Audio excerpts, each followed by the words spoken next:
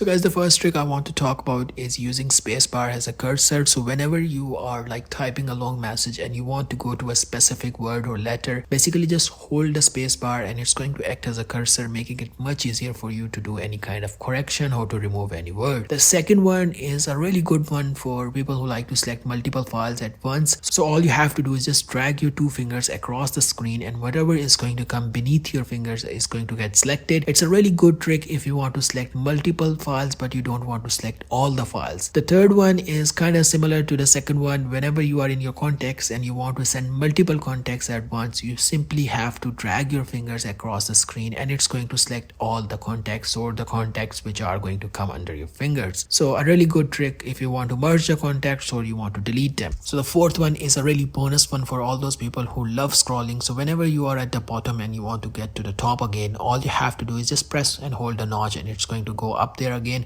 A pretty cool trick if you want to show to your friends or your family. Last but not least is a really good one. So whenever you want to customize your home page and you want to move your icons from one home page to another home page, all you have to do is just press and hold a single icon. But if you want to select more icons at the same time to move to the next page, all you have to do is just start tapping on the other icons and basically you can move multiple icons at once. A pretty cool trick for all those people who are really into customization. So guys, with that being said, that pretty much completes the 5 tricks which I wanted to share with you guys. Of course, you can try this on older iOS as well. I'm trying it on iOS 18.2, but I've seen these tricks work on the older iOS as well. So with that being said, like the video if you like it. If you're new, consider subscribing and become a part of this channel. And thanks for watching.